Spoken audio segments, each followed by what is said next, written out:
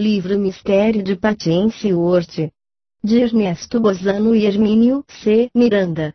Primeira parte. Hermínio C. Miranda. Um mistério sem mistério.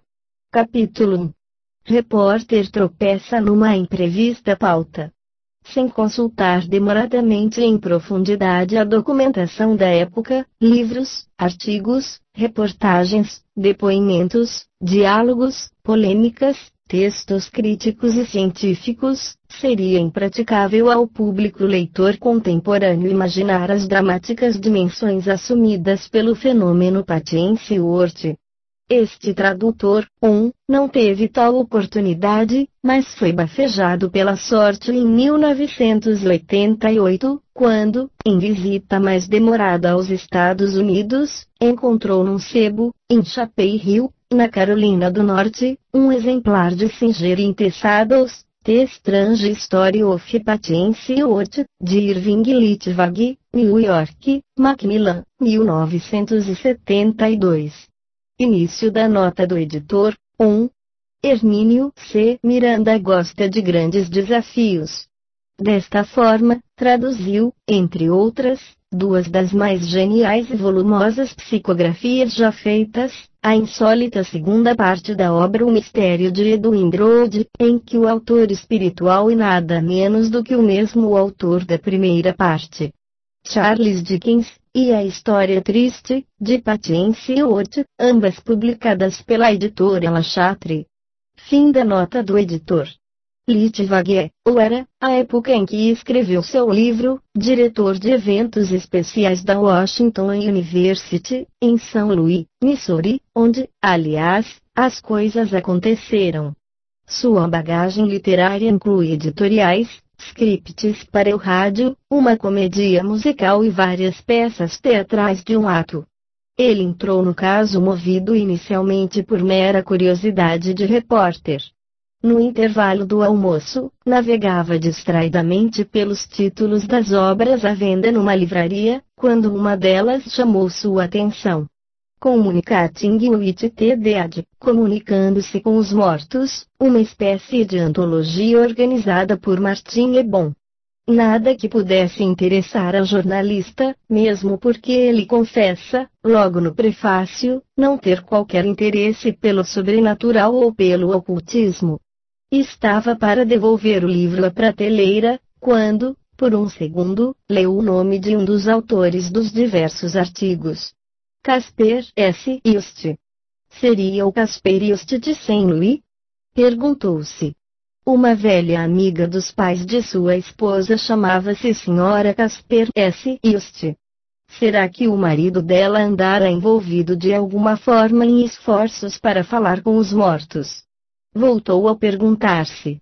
Não era o marido, mas o sogro da Sra. Just, amiga dos sogros do repórter, escrevera há muitos anos algo sobre alguém por nome Patience Worth. Talvez o assunto desse um bom artigo, pensou ele. Logo imaginou um título chamativo para a sua matéria. O grande caso de fantasma em São Louis. Depois de realizar algumas pesquisas preliminares a partir do livro de Just, Litvag percebeu que tinha material para muito mais do que um artigo. Confessa, honestamente, haver tropeçado num dos mais bizarros mistérios deste século XX, claro, enigma, aliás, que, em sua opinião, jamais fora satisfatoriamente explicado e jamais relatado em toda a sua dimensão. Foi assim que surgiu o livro, depois de 9 meses de buscas e estudos, principalmente nas 4.375 páginas de material escrito.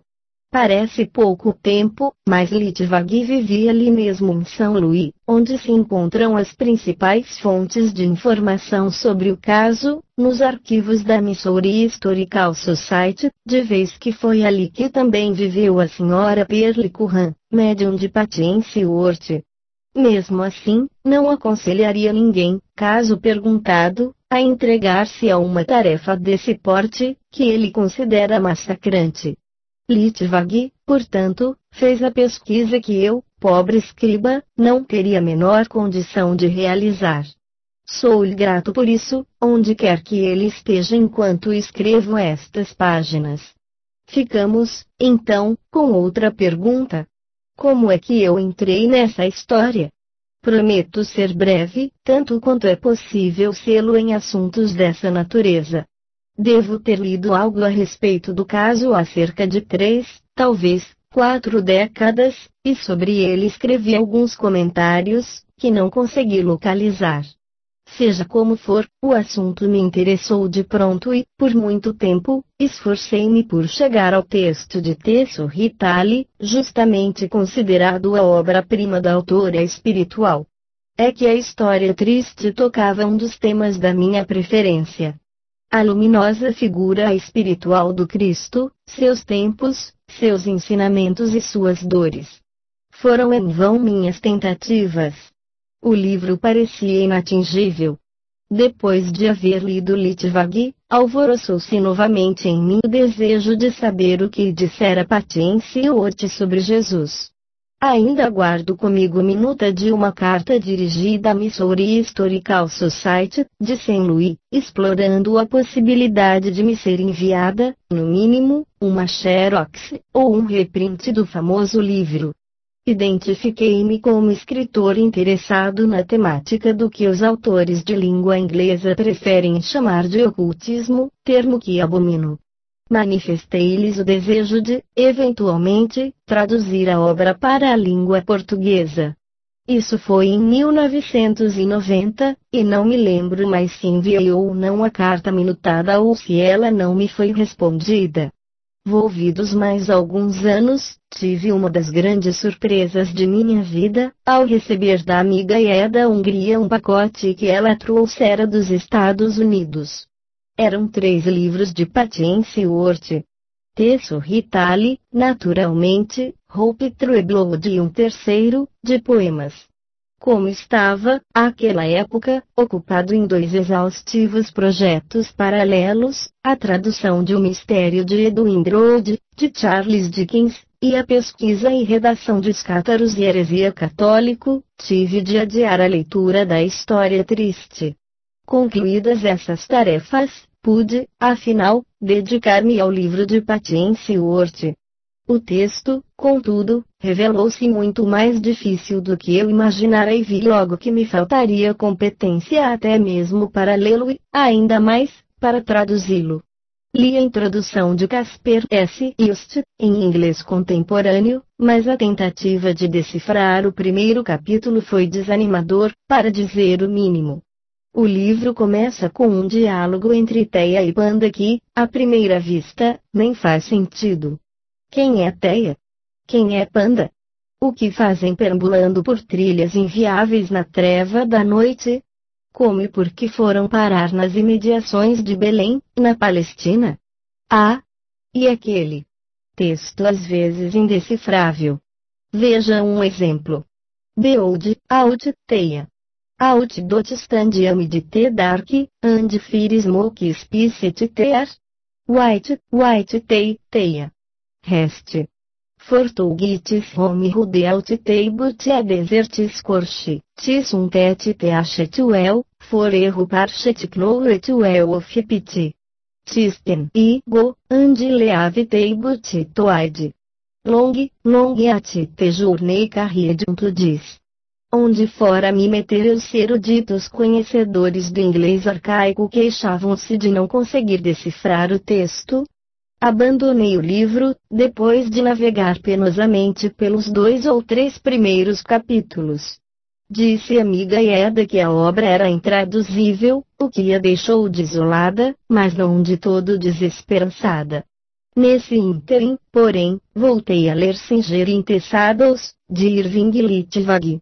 Ele também sofreu com o texto, como tantos outros, e oferece, a certa altura, preciosos conselhos a quem se dispõe a aventurar-se pelos escritos da enigmática autora espiritual.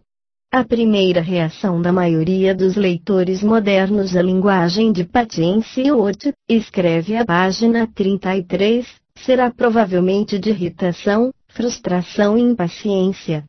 Eu, HCM, retiraria sem dó provavelmente. Essa foi a minha reação, prossegue Litvak. A linguagem, obviamente, é arcaica.